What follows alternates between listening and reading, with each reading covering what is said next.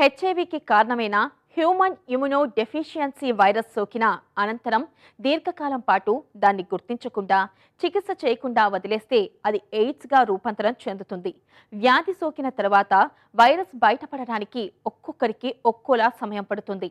రోగనిరోధక వ్యవస్థ బలంగా ఉన్న వారిలో లక్షణాలు ఆలస్యంగా బయటపడతాయి. తమకు వ్యాధి సోకిందనే అనుమానం ఉన్నవారు ప్రతి 3 నెలలకు ఒకసారి పరీక్షలు చేయించుకోవాలి. అలాగే హెచ్ఐవి సోకినట్టుగా నిర్ధారణ అయిన వెంటనే యాంటీ రెట్రోవైరల్ థెరపీ మొదలు పెట్టాలి.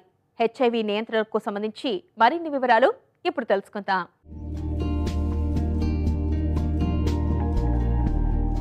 హెచ్ఐవి వైరస్ సోకిన తర్వాత తగిన మందులు వాడకపోతే శరీరంలోని రోగనిరోధక వ్యవస్థని అది నాశనం చేస్తుంది. దాంతో శరీరం సాధారణ అనారోగ్యాలను సైతం తట్టుకోలేని స్థితికి చేరుకుంటుంది. ఇలాంటప్పుడు బ్యాక్టీరియా, వైరస్లు శరీరంలోకి ప్రవేశిస్తే ఇన్ఫెక్షన్లకు గురయ్యే ప్రమాదం పెరుగుతుంది.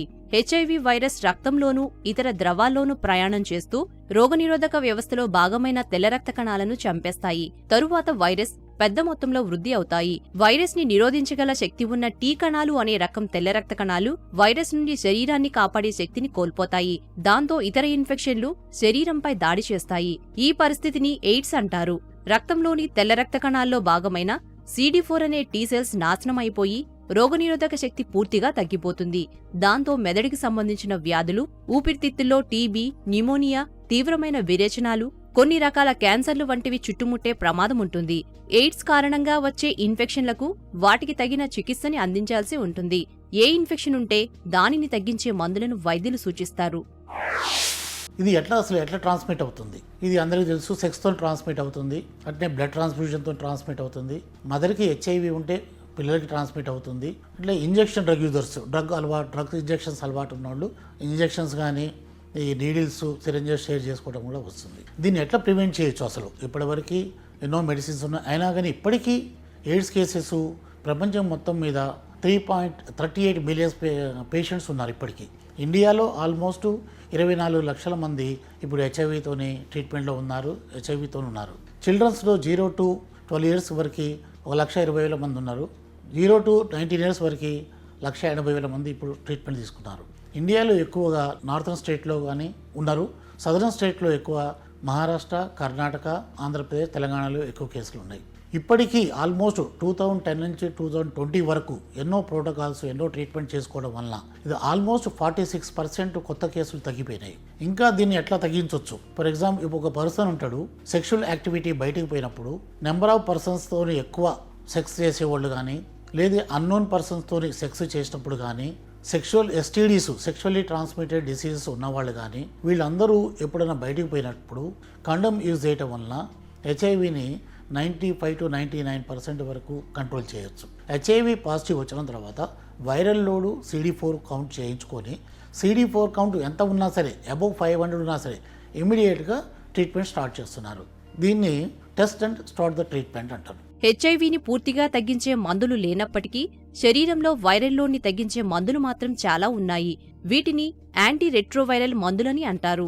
ఈ మందులు వైరస్ శరీరంలోని కణాలకు హాని చేయకుండా నివారిస్తాయి. వైద్యులను సంప్రదిస్తే తగిన మందులను సూచిస్తారు. క్రమం తప్పకుండా రక్త పరీక్షలు చేయించుకుంటూ ఉంటే మందులు వైరస్ ని ఎంతవరకు తగ్గిస్తున్నాయనేది వైద్యులకు తెలుస్తుంది. రోగనిరోధకంగా పనిచేసే టీ కణాలు పెరుగుతుంటే మందులు బాగా పనిచేస్తున్నట్టుగా అర్థం చేసుకోవాలి. యాంటీ రెట్రోవైరల్ మందులు వైరస్ ని పూర్తిస్థాయిలో శరీరం నుంచి తొలగించలేవు, కానీ వాటి పరిమాణాన్ని బాగా తగ్గిస్తాయి. మందులను సక్రమంగా వాడటం వల్ల వైరస్ నియంత్రణలో ఉంటుంది. రోగనిరోధక వ్యవస్థకు ఇన్ఫెక్షన్లపై పోరాడే శక్తి పెరుగుతుంది. రోగనిరోధక వ్యవస్థ బలంగా ఉన్నప్పుడు హెచ్ఐవి వైరస్ ఎయిడ్స్ గా మారకుండా ఉంటుంది. ఎక్కువ కాలం జీవించే అవకాశం పెరుగుతుంది. యాంటీ రిట్రోవైరల్ ట్రీట్మెంట్ లేదా హార్ట్ థెరపీ అంటాడు, highly active anti retroviral therapy. ఈ ట్రీట్మెంట్ వాడినప్పుడు ఆల్మోస్ట్ 3 డ్రగ్స్ కలిసి వాడాల్సి వస్తుంది. ఒకవేళ ఈ ట్రీట్మెంట్ ఇర్రెగ్యులర్గా వాడినా కానీ, లేకపోతే పిల్స్ ఇర్రెగ్యులర్గా తీసుకున్నా కానీ ఈ ట్రీట్మెంట్ పనిచేయకపోయే అవకాశం ఉంటుంది. ఎప్పుడైతే ట్రీట్మెంట్ స్టార్ట్ చేసిన తర్వాత ట్రీట్మెంట్ రెగ్యులర్గా తీసుకుంటేనే ఈ వైరల్ లోడ్ తగ్గిపోయి వేరే వాళ్ళకి స్ప్రెడ్ కాకుండా ఉంటుంది. ఒకవేళ మీరు ఇర్రెగ్యులర్గా తీసుకున్నట్లయితే ఈ వైరస్ రెసిస్టెన్స్ వస్తే, డ్రగ్కి రెసిస్టెన్స్ వచ్చి ఈ డ్రగ్ రెసిస్టెన్స్ వైరస్ మీ సెక్షువల్ పార్ట్నర్ కూడా ట్రాన్స్మిట్ అయ్యే అవకాశం ఉంటుంది. ఈ ట్రీట్మెంట్ తీసుకునేటప్పుడు ఒక వ్యక్తి యొక్క viral load less than detectable limits ఉన్నట్లయితే ఆ వ్యక్తి వేరే వ్యక్తితోని సెక్స్ చేసినట్లయితే ఈ హెచ్ఐవి వైరస్ రాకుండా ఉండే అవకాశం ఉంటుంది. కొత్త రీసెర్చ్ ఇదంతా. అన్డిటెక్టబుల్ వైరస్, అన్ట్రాన్స్మిటబుల్ వైరస్ అంటే U=U అంటే అన్డిటెక్టబుల్ వైరస్ ఉన్నప్పుడు సెక్స్ చేసినా కానీ హెచ్ఐవి రాకుండా ఉంటుంది.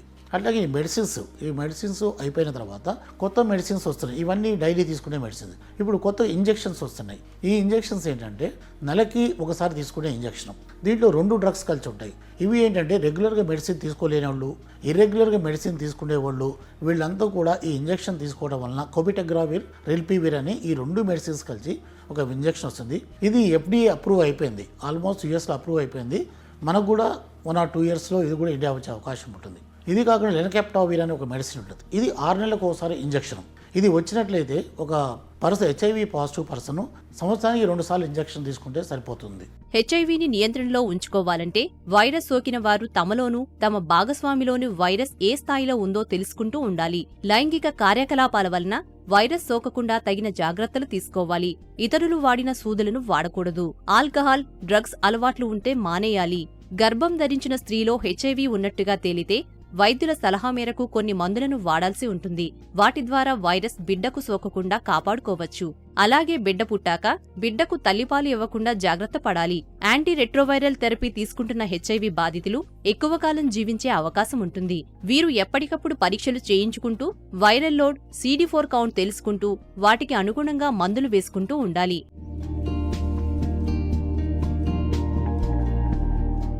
హెచ్ఐవిని నియంత్రణలో ఉంచాలన్నా నివారించాలన్నా దాని గురించిన అవగాహన చాలా అవసరం. ART చికిత్సతో వ్యాధి సోకిన వారిలో వైరల్ లోడ్ తగ్గుతుంది. అది పరీక్షల్లో గుర్తించలేని స్థాయికి కూడా చేరవచ్చు. ఇలాంటప్పుడు వ్యాధి పూర్తిగా తగ్గిపోయిందని భావించి మందులు ఆపేస్తుంటారు. కానీ అలా చేయడం మంచిది కాదు. వైరల్ లోడ్ తగ్గినా మందులు వాడాల్సిందే. అలాగే ఇలాంటి స్థితిలో ఉన్నవారు కూడా సురక్షితం కాని లైంగిక చర్యల్లో పాల్గొనటం మంచిది కాదు. ఇలాంటి అంశాల పట్ల అవగాహనని పెంచుకొని జాగ్రత్తలు పాటించడం వలన ఎయిడ్స్ని నియంత్రణలో ఉంచే అవకాశం ఉంటుంది.